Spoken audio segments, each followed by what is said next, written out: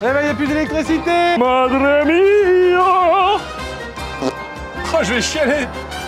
Elle est indéfonçable.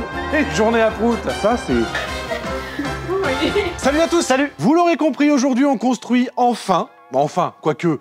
Non, c'est en fait un rythme parfaitement calé. C'est-à-dire que maintenant... Ok, je vais considérer que ça y est, on a fait nos premières parois, c'était les plus incroyables, etc. Voilà, là, on construit une paroi. On continue et donc on est dans l'esprit, on va construire maintenant l'atelier parce qu'il y avait le Fab Lab et du coup la partie qui est là, si vous vous rappelez, l'atelier qui est dans cette partie-là et le couloir et l'espace d'attente ici. Là, la cloison du showroom atelier, c'est ce qui va vraiment séparer la partie construction, DIY, Fab Lab, atelier, etc. de tout le reste du côté production, loisirs, manger, salle de réunion, bureau, studio Twitch. Ça a aussi un gros impact économique. Une fois séparé en deux, ce petit poêle-là de 14 kW, il sera peut-être un peu plus à même de nous chauffer parce que là, il fait 17 à fond les ballons dans l'atelier. On va peut-être réussir à monter à 19. Donc, ce qui va se passer aujourd'hui, les amis, c'est la construction de cette paroi qui fait quand même, elle doit faire combien? Un bon 6 mètres, hein, à l'aise, hein, 6-7 mètres. Double paroi qui va utiliser, comme d'habitude, nos demi-chevrons des familles. Notre OSB de 10 mm et notre isolation qu'on a pu tester dans le Fab Lab. Tout à fait. Donc, c'est parti. Ah oui, c'est tout ce qu'il y a à dire. Oui. C'était tellement plein d'entrain, tellement dynamique que je me suis dit, waouh, on va annoncer un truc. Non, juste. Pourquoi t'es rouge là? Je viens de me gratter. Bonjour. Donc on a placé ici notre télémètre laser qui nous permet d'avoir... Putain, je suis vraiment con. J'étais en mode, bah il n'y a plus de laser. Mais c'est normal, il y avait ma main devant. 3 mètres. 3 mètres. Donc on a 3 mètres de couloir. Et on fait un battant. Les battants, ils seront ancrés au sol.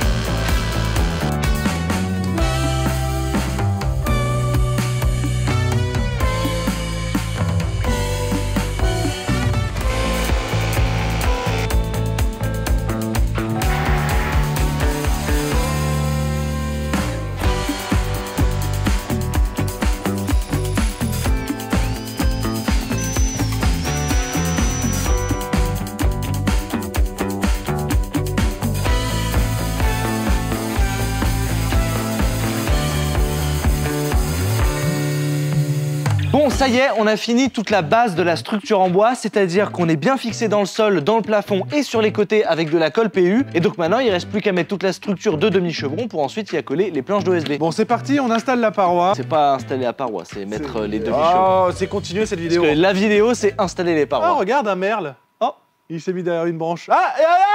Ah, bah, il est parti. Ah, il est là, regarde, il a son bec... Il est parti. Ah bah voilà. Et ben si vous aimez les oiseaux, allez voir la vidéo BirdNet. Je vous mets le lien dans la description. Voilà.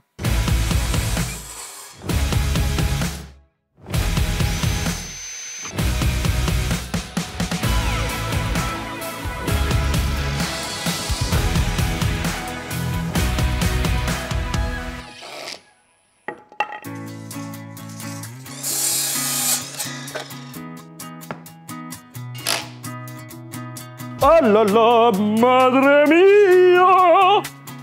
Ah, c'est beau. Ce mur ne va pas bouger, hein, messieurs, dames. Moi, je vous le dis. Trop bien.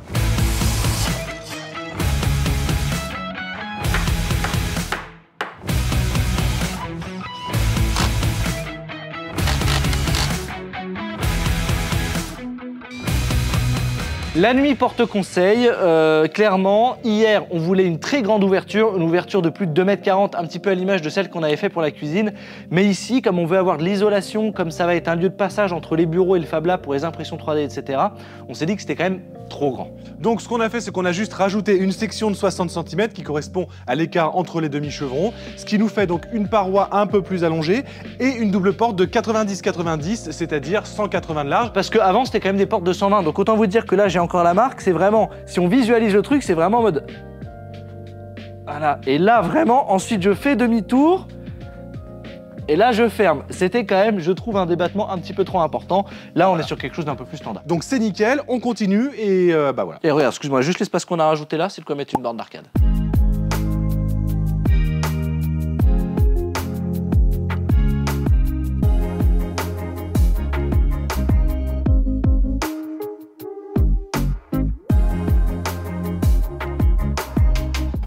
Ah non, il n'y a pas besoin de couper en hauteur, c'est sûr. Je pense que bon c'est pas assez, justement. Ah ouais? Ah Moi oui. j'aurais dit trop bien. Voilà. Oh, je vais chialer. Oh.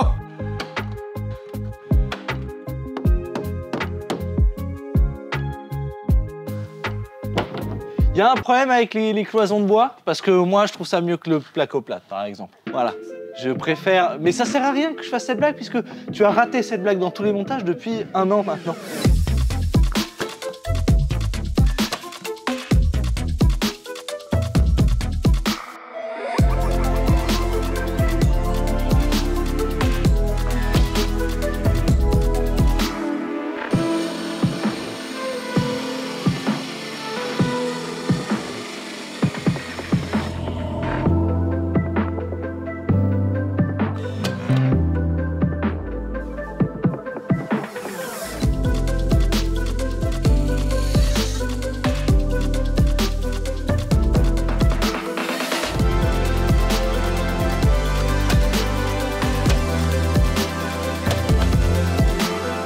Waouh, waouh, je prends le recul.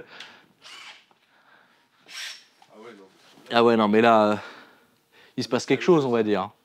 Bon, alors, on n'en est pas à notre première cloison, encore une fois, mais là, vraiment, il y a une sensation super agréable parce que les panneaux sont en toute hauteur. Donc, on n'a eu aucune découpe à faire, on a juste eu à poser, à clouer, et on se retrouve avec quelque chose qui est ultra savoureux.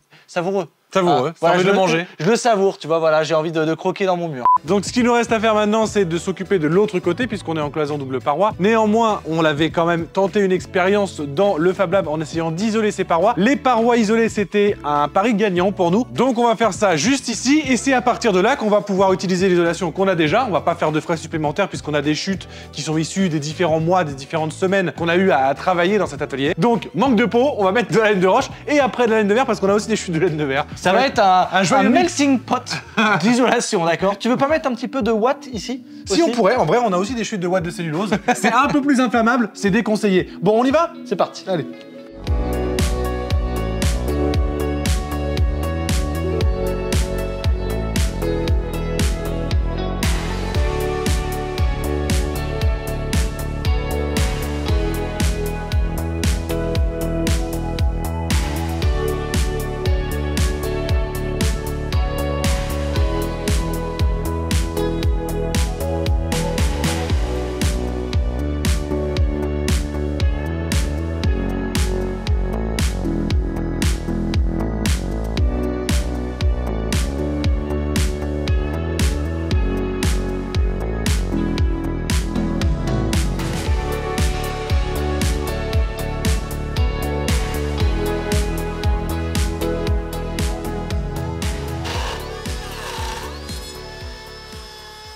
Cette défonceuse, elle en prend tellement plein la gueule. Ouais, mais elle est indestructible, quoi. C'est une défonceuse qui se fait défoncer, mais qui est indéfonçable.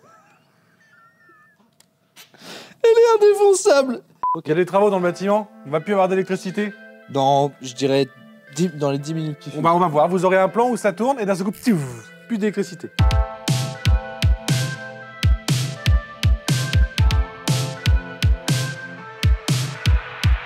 Hein, on fait un bastin complet, on fait pas ici. Ah bah non, en bas, non. Ouais. En bas, Donc c'est 200. Non, en bas, c'est juste un plot. Donc on fait comme ça, les encastrements. Ouais. C'est ça. Hein. Donc la taille totale, c'est 246. Ce demi-chevron-là, on doit le couper à 8. Voilà.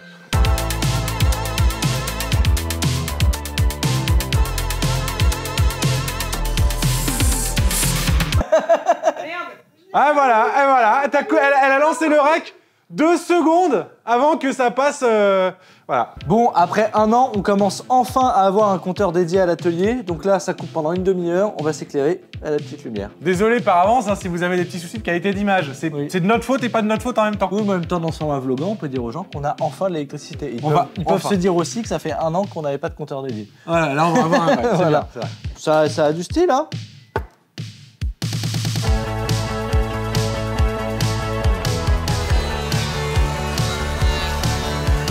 Du coup, c'est bien, on a raboté celle qui était trop large, c'est pas l'autre qui était trop petite. Je me suis dit ça après, je me suis dit, bah du coup, c'est parfait. Est-ce qu'on a commencé à tourner cette vidéo à 14h? Il est 18h et on a 3 bouts de bois. Non, mais il y a des jours, c'est compliqué, hein.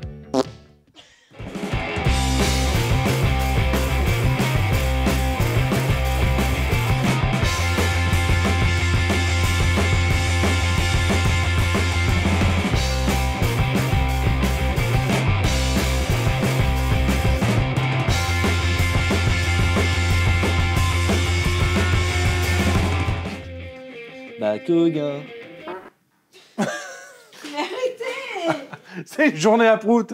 Qu'est-ce que tu veux que je te dise? On est ultra content parce qu'on a ces charnières qui restent de l'épisode sur le lit électrique. C'est des charnières renforcées sur roulement à billes. On avait été obligé de les utiliser pour toutes les contraintes qu'il y avait avec les vérins électriques pour la montée du lit.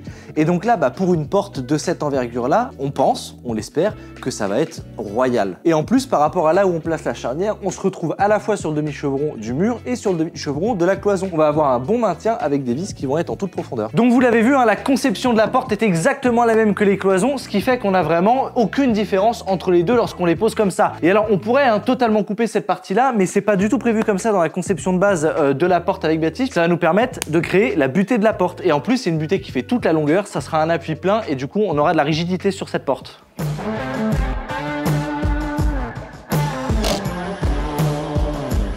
C'est le retour de l'électricité. Il y a de la lumière derrière moi, vous avez vu? Incroyable.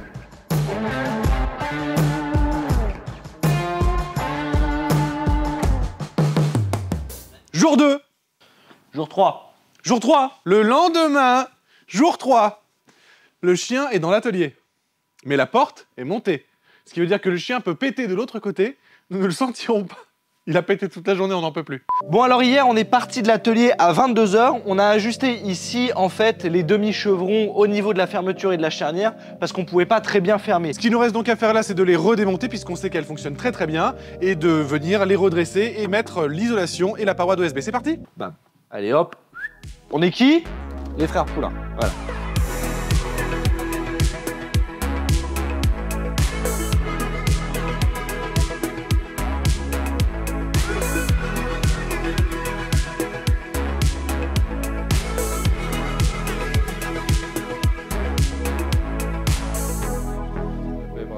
Hop là. Bon, on divise la laine de verre parce qu'on avait de la laine de verre de 200 qu'on avait mis dans les parois pour isoler de l'extérieur.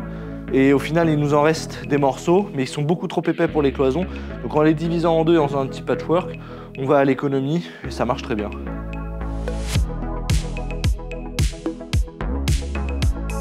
Et pour le coup, vous le verrez, vraiment, on a eu le nez creux. Au final, grâce à cette technique, on a vraiment fait des économies et on va monter une paroi avec un confort thermique vraiment super pour rien du tout.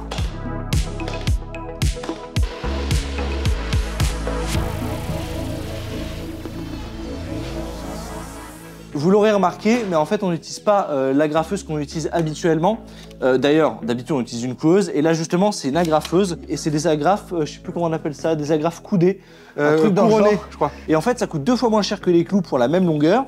On a 2 fois plus de surface d'accroche parce que ce coup-là c'est une agrafe. Et en plus, comme on a la couronne, ça vient vraiment tenir le matériau, alors que quand on utilisait la cloueuse, on n'avait pas de tête et ça pouvait tendance à s'arracher sur l'épaisseur de l'OSB. Et pour le coup, ça tient super bien, donc on est très content. Il ne reste plus qu'à porter les parois qui sont légèrement plus lourdes.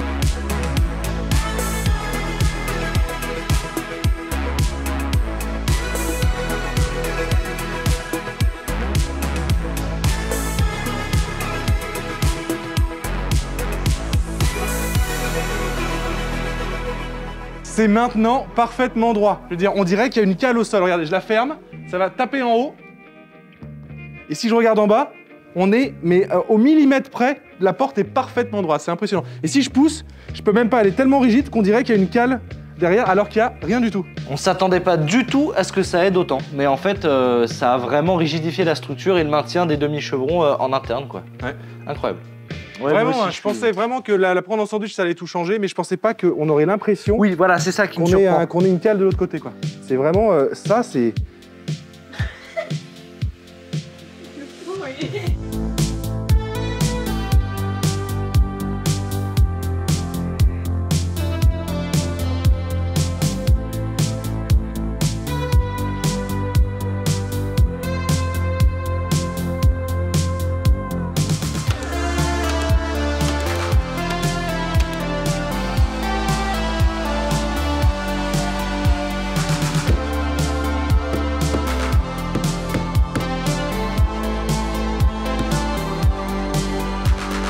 C'est la coupure d'électricité du lendemain.